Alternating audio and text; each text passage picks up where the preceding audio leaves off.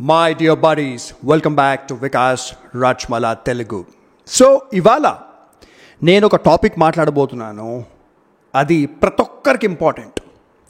ఏంటంటే నేను నా ప్రీవియస్ వీడియోస్లో మీ అందరితో డిస్కస్ చేసిన అసలు పిల్లలు కనకండ్రా బై మీ లైఫ్ 70% ఈజీ అయిపోతుంది అన్న. దాంతో చాలామంది అగ్రీ చేసిండ్రు. 90% మంది అగ్రీ చేసిండ్రు. దాంట్లో చాలామంది యంగ్ కపుల్స్. సో నేను ఎందుకు చెప్పినుండే పిల్లలు కనకండ్రా బాబు ఇవాళ రేపు మీ లైఫ్ 70% ఈజీ అయిపోతుంది అని ఎందుకు చెప్పినా అంటే main thing school fees. Yes, మీకు జోక్ లాగా అనిపిస్తుండొచ్చు, స్కూల్ ఫీజ్ ఏంది పెద్ద మాట అని. ఎందుకంటే మీరు ఇప్పటి వరకు స్కూల్ ఫీజ్ కట్టలేదని, దానివల్ల మీకు తెలియదు అసలు స్కూల్ ఫీజ్ అంటే కాస్ట్ ఏంటి. నేను స్కూల్లో చదువుకున్నప్పుడు 1990s అప్పుడు మంచి స్కూల్లో చదివిన. మొత్తం హైదరాబాద్లో 2nd or 3rd లెవెల్లో వస్తుండే ఆ స్కూల్. ఆ స్కూల్లో CBSE సిలబస్ ఉన్న తర్వాత కూడా స్కూల్ ఫీజు 200 రూపాయలు పర్ మంత్. నేను 10th క్లాస్కి వచ్చే లెవెల్లో 250 రూపాయలు ఉండే పర్ మంత్ అంతే. Okay, that is still payable. ఎందుకంటే ఆ జమానాల్లో శాలరీస్ 5,000, 6,000, 10,000, మేనేజర్ లెవెల్లో ఉన్న మనిషికి 20,000 అలా ఉంటుండే శాలరీస్. సో మీ శాలరీ 5,000 అయినా మీ కొడుకో కూతురు school fees will be how much? 250 రూపాయలు అంటే 5% off your salary. 5% off your salary గుర్తుపెట్టుకోండి. ఓకే, ఇప్పుడు స్కూల్ ఫీజు ఎంత తెలుసా? మా కొడుకు కడుతున్నా నేను స్కూల్ ఫీజు. వాడు ఏదో పెద్ద ఇంటర్నేషనల్ స్కూలు అట్లాంటి దాంట్లో చదువుతలేడు. డీసెంట్ డిగ్నిఫైడ్ స్కూల్లో చదువుతున్నాడు. CBSE syllabus 10,000 per month. అదొకటే కాదు, వేరే ఉంటాయి. బుక్స్ అని, ఇదని, తొక్కతోషానం అని, బస్సు ఫీజు, ఆటో ఫీజు, అవన్నీ వదిలేయండి. అవి క్యాల్కులేట్ చేయకపోతేనే మీకు 1,20,000 నుంచి 1,50,000 రూపాయలు పర్ ఇయర్ మీకు స్కూల్ ఫీజు పడుతుంది. ఒక మామూలు స్కూల్లో, మరీ లో లెవెల్ స్కూల్ అంటలేను, దాంట్లో మనం వేయలేము. మనం ఎవరైతే వర్కింగ్ ప్రొఫెషనల్ ఉన్నామో, డిగ్నిఫైడ్ జాబ్ చేస్తున్నామో, మనం మన పిల్లల్ని అంత లో లెవెల్ స్కూల్లో వేయలేము. ఓకే, సో ఇప్పుడు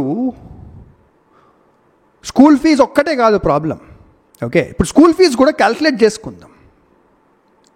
first let us discuss IT professionals, software professionals వదిలేస్తే వేరే వాళ్ళు 50,000, 70,000, 1,00,000 ఎవడు సంపాదిస్తున్నాడు? ఎంతమంది సంపాదిస్తున్నారు నాకు చెప్పండి మీ సర్కిల్లోనే.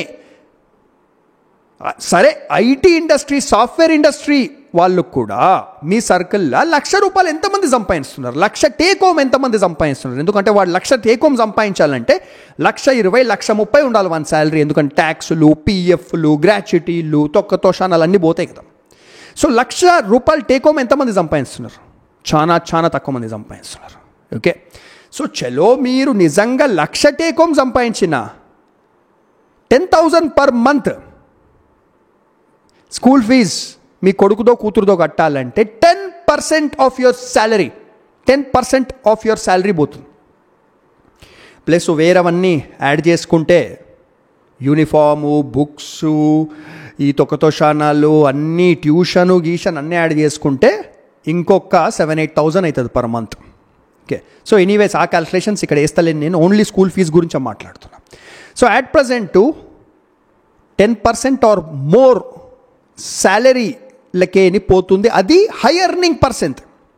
ఇప్పుడు నేను స్కూల్లో చదువుకున్నప్పుడు 5,000 అంటే ఒక మేనేజర్ లెవెల్ శాలరీ కాదు, ఒక మామూలు పొజిషన్లో ఉన్న మంచి శాలరీ. అయిన శాలరీలకేనే 5% అంటే 250 రూపీస్ స్కూల్ ఫీజు పోతుండే. అది మా స్కూల్ టాప్ 3లో ఉండే హైదరాబాద్లో. మామూలు స్కూళ్ళ ఫీజులు 100 రూపాయలు, 70 రూపాయలు పర్ మంత్ ఉండే అంతే. ఇప్పుడు ఒక మేనేజర్ లెవెల్ పర్సన్ లేకపోతే మంచి సాఫ్ట్వేర్ డెవలపర్ శాలరీలకేనే 10% పోతుంది స్కూల్ ఫీజు. ఇప్పుడు అదొక్కటే కాదు, మొన్న ఏమైంది, మా ఫ్రెండ్ ఒకడు కాల్ చేసిండు. అరే ఏమైంది రాబాయ్ చెప్పు అంటే, చాలా బాధలు ఉన్నాడు, టెన్షన్లు ఉన్నాడు. వేరే స్టేట్లు ఉంటాడు, మన పక్కన స్టేట్లోనే. సో ఏమైంది రాబాయ్ అంటే, మనోడు వద్దు వద్దురా భయ్ పెళ్ళి చేసుకోకని చెప్పినా చేసుకున్నాడు ఒక కరోనా టైంలో, కన్నడు కూడా. సో దాని తర్వాత ఇప్పుడు కిడ్ స్కూల్కి పోయే టైం వచ్చింది. అరే చెప్పరా భయ్ ఏమైంది, బాధలు ఉన్నావు అంటే భయంకరమైన బాధలు ఉన్నాడు, మామూలు బాధలు కాదు. వికాస్ అన్న చాలా టెన్షన్ అవుతుంది. అరే ఏమైంది రాబాయ్ అంటే స్కూల్ అడ్మిషన్ టైం వచ్చింది మా కొడుకుది అన్నాడు. సరే రాబాయ్ చేపి ఏమైందంటే మీకు ఒక ప్రాబ్లం తెలుసా వికాస్ అన్న అన్నాడు. తెలుసు చెప్పు, తెలుసు అంటే నాకు ఎందుకంటే ఆల్మోస్ట్ అన్నీ తెలిసిందే ప్రాబ్లమ్స్. తెలుసు చెప్పు ఏంది అన్న.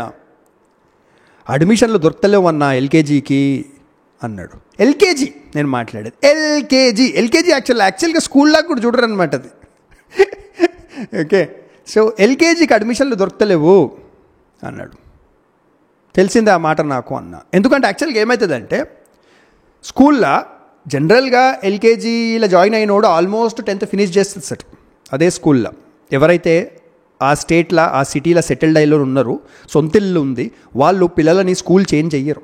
సో ఏమవుతుందంటే ఎవ్రీ ఇయర్ ఎల్కేజీకి అడ్మిషన్లు మా అంటే ఒక స్కూల్లో 200-300 సీట్లు ఖాళీ అవుతాయి. కానీ అదే ఏరియాలో 1000 మంది పుట్టిరు కదా, ఆ 1000 మందికి కావాలి కదా అడ్మిషన్ ఇప్పుడు. సో వాళ్ళు సీట్ల గురించి బాగా ఇట్లా పరేషాన్ ఉంటారు అన్నమాట. వీళ్ళు ఏం చేస్తారు, స్కూల్స్ దగ్గరికి పోతారు, ఎట్లన్నా ప్లీజ్ మా కొడుకుకో కూతురుకో అడ్మిషన్ ఇవ్వండి ప్లీజ్ అని ఆ ప్రిన్సిపల్ని స్కూల్ ఓనర్స్ని బతిన్లాడతారు. సో ఇక్కడ నేను అనమాట జరుగుతుంది ప్రాబ్లం ఏంటంటే ఇప్పుడు మన middle class higher middle class వాళ్ళము లోవర్ లెవెల్ స్కూల్స్లో వెయ్యము, గవర్నమెంట్ స్కూల్లో వెయ్యము, ఒక డిగ్నిఫైడ్ డీసెంట్ స్కూల్ వేద్దాము, ఇంగ్లీష్ మంచిగా చదివిస్తారు, స్కూల్ కొద్దిగా పెద్దగా మంచిగా ఉన్నది అట్లాంటి దాంట్లో వేద్దాము అనుకుంటాం. అట్లాంటి వీటికి డిమాండ్ భయంకరంగా పెరిగిపోయింది. ఇప్పుడు కొత్త స్కామ్ గిమిక్ నడుస్తుంది అన్నమాట. ఏంటంటే సో మావాడు ఫోన్ చేసిండు కదా, బాగా బాధలు ఉన్నాడు. వాడు ఏం చెప్పిండు తెలుసా, వాళ్ళ కొడుకుని ఎల్కేజీలో జాయిన్ చేయించడానికి ఆ స్కూల్ వాళ్ళు 5 లక్షల రూపాయలు క్యాష్ల డొనేషన్ అడుగుతున్నారంట. 5 lakhs, అది కూడా క్యాష్లా. ఎందుకు తెలుసా క్యాష్లా? ఇప్పుడు ఇంకొకటి చెప్తా మీకు నేను. స్కూల్ అనేది ఇండియాలో ఎవరన్నా ప్రైవేట్ స్కూల్ ఎస్టాబ్లిష్ చేస్తే అది పెడితే అకార్డింగ్ టు గవర్నమెంట్ లా ఏంటంటే రూల్స్ ప్రకారము it should be not for profit అంటే నేను ఇష్టమైనట్టు స్కూల్ ఫీజులు పెంచేసి నేను ఇష్టమైనట్టు అడ్మిషన్ ఫీజులు ఛార్జ్ చేసే హక్కు నాకు లేదు. ఎన్నో రూల్స్ రెగ్యులేషన్స్ నేను పాటించాలా, ఇంకా దాన్ని ఒక సంస్థ లాగా నడిపియాలా. ఎలా నడిపియాలా అంటే అది సొసైటీకి బెనిఫిట్ కావాలా, నాకు పర్సనల్గా ఎక్కువ బెనిఫిట్ ప్రాఫిట్స్ నేను దాంట్లోకి తీసుకోవద్దు అని రూల్స్ రెగ్యులేషన్స్ ఉంటాయి. సో నేను డొనేషన్లు ఛార్జ్ చెయ్యొద్దు అకార్డింగ్ టు లా, అది కూడా స్కూల్ ఎల్కేజీ పిల్లలకి. ఓకే, సో ఇక్కడ 5 లక్షల రూపాయలు అడిగిరంట నీ క్యాష్ ఎందుకంటే అకార్డింగ్ టు లా వాళ్ళు ఛార్జ్ చేయొద్దు. సో వీడు క్యాష్లు ఇచ్చేస్తే తీసుకొని బ్లాక్ మనీ యూజ్ చేసుకుంటారు, వేరే బిజినెస్లలో భూమిలు కొనుక్కుంటారు, రియల్ ఎస్టేట్ ప్రాజెక్టులు చేసుకుంటారు, అట్లాంటివన్నీ చేస్తారు. సో ఇప్పుడు మావాడు అంటున్నాడు, అరే అన్నా నేను 5 లక్షల రూపాయలు క్యాష్ ఎక్కడికైనా కట్టాలన్నా, ఏదో అమ్మే కట్టాలి నేను. ఇప్పుడు అమ్మే అంటే ఇప్పుడు షేర్ మార్కెట్లో మనోడు మంచి స్టాక్స్ కొనిపెట్టుకున్నాడు, మంచి మోటార్ సైకిల్ ఉంది దాని దగ్గర, అవి ఏదో అమ్మి కట్టాలన్నా 5 లక్షల రూపాయలు క్యాష్ అంటే చాలా కష్టము. సో నేను అన్నా సరేరా భయ్ ఎల్కేజీ మామూలు చిన్న ఇవాళ రేపు ప్లే స్కూల్స్లలో కూడా ఎల్కేజీ చదివిస్తున్నారు, దీంట్లోనో చదివించేస్తే అయిపోతుంది కదా, ఏం నేర్పిస్తారు రా భయ్ ఎల్కేజీలా ఏబిసిడీలు చిన్నవి, దాని గురించి 5 లక్షల రూపాయలు ఏంద్రా టూ మచ్ అయిపోతుంది, కటకు మనం వెయిట్ చేద్దాము, నేను కూడా చూస్తా కొద్దిగా రికమెండేషన్ ఎక్కడికన్నా ఇప్పించి ఫ్రీ సీట్ ట్రై చేద్దాము, ఫ్రీ సీట్ అంటే అడ్మిషన్ లేకుండా సీట్ ట్రై చేద్దాము అని చెప్పిన. కానీ వాడు అంటున్నాడు, అన్నా నేను కూడా అదే అనుకుంటున్నా, మా పెళ్ళాం వింటలేదు, పరేషాన్ చేస్తుంది, కడదాం 5 లక్షలు బంగారం అమ్మేసన్నా కడదాము, పిల్లల భవిష్యత్తు ఏమవుతుందంట. భవిష్యత్తు అరే ఎల్కేజీ జాయిన్ కానీ భవిష్యత్తు ఏంట్రా అని ఇట్లాంటి మెంటాలిటీ వల్లనే స్కూల్ వాళ్ళు భయంకరమైన అడ్వాంటేజ్ తీసుకుంటున్నారు. అరే పిల్లల గురించి అంత ఆలోచించకండి భయ్, మన పేరెంట్స్ అట్లా ఆలోచించిర్రా, మన ఫాదర్ వాళ్ళ పేరెంట్స్ అంటే మన తాతలు అట్లా ఆలోచించారా? మనం పెరగలేదా, మనం బ్రతలేమా, ఏదో ఒక పొజిషన్ రీచ్ కాలేదా? మరి మన మిడిల్ క్లాస్ హైయర్ మిడిల్ క్లాస్లో అయితే పిల్లల బాధ్యత భయంకరంగా ఇట్లా తీసుకుంటుంటారు. అబ్బా పిల్లల బాధ్యత ఏమైపోతుంది, వాళ్ళు ఎట్లా పెరుగుతారు, వాళ్ళు ఏం చదువుతారు, వాళ్ళు ఏం చేస్తారు, వాళ్ళ లైఫ్ వాళ్ళు చూసుకుంటారు. ఓకే, సో దాని గురించి వేరే వీడియోలో మాట్లాడదాం మనం. కానీ ఇప్పుడు వాళ్ళ పిల్ల వింటలేదంట. 5 లక్షలు కట్టేద్దాము, ఇది చాలా మంచి స్కూలు, దీంట్లో ఎల్కేజీ నుంచి అడ్మిషన్ తీసుకోవాలా, లేదా తర్వాత అడ్మిషన్లు దొరకవు. అవును కదా, జనరల్గా తర్వాత ఎల్కేజీ వాడు యూకేజీకి పోతాడు, యూకేజీ వాళ్ళు ఫస్ట్ క్లాస్కి పోతారు. సో సీట్లు ఖాళీ కావు ఈజీగా వేరే అవి ఇట్లా. సో ఎల్కేజీలు తీసుకోవాలి అడ్మిషన్ అని పరేషాన్ చేస్తుందంట మనల్ని. సో మనోడు పాపము మోటార్ సైకిల్ అమ్మేనికి రెడీ అయిపోయింది. మంచి మోటార్ సైకిల్ ఉంది ఆయన దగ్గర, పెద్దది, చాలా షోక్తో కొనుక్కున్నాడు. ఎన్ని బాధలు చూడండి మగోన్ లైఫ్లో. మోటార్ సైకిల్ అమ్మేసి, ఇంపార్టెంట్ షేర్ మార్కెట్లో షేర్స్ అమ్మేసి 5 లక్షల రూపాయలు జమ చేసి లంచం ఇయ్యనికి రెడీ అయిపోయిండు స్కూల్ వాళ్ళకి. ఇప్పుడు చెప్పండి, ఎవడిగంటాడు రా బై పిల్లల్ని, ఎవడిగంటాడు? ఇట్లాంటి సిట్యువేషన్ ఉందంటే అలా పిల్లలు మనకు ఆనందం ఇవ్వాలి. పిల్లలు మన నెక్స్ట్ జనరేషన్ వచ్చింది అని గుడ్ ఫీలింగ్ ఇవ్వాలి. కానీ ఒక బర్డన్ లాగా అయిపోయి, తలనొప్పిలాగా అయిపోతే ఎవడుగంటాడు? గవర్నమెంట్ యాక్షన్ తీసుకోవాలి. ఇంకా మంచి మంచి గవర్నమెంట్ స్కూల్స్ తెలవాలి, ఎన్నో చేయొచ్చు.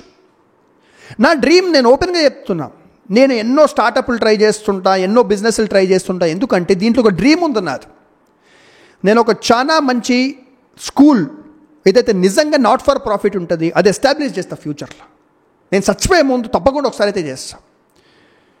So situation is this. దీనికి సొల్యూషన్ ఏం ప్రొవైడ్ చేయొచ్చో మీరు చెప్పండి. ఐ రిక్వెస్ట్ యూ, కమెంట్స్లో రాయండి.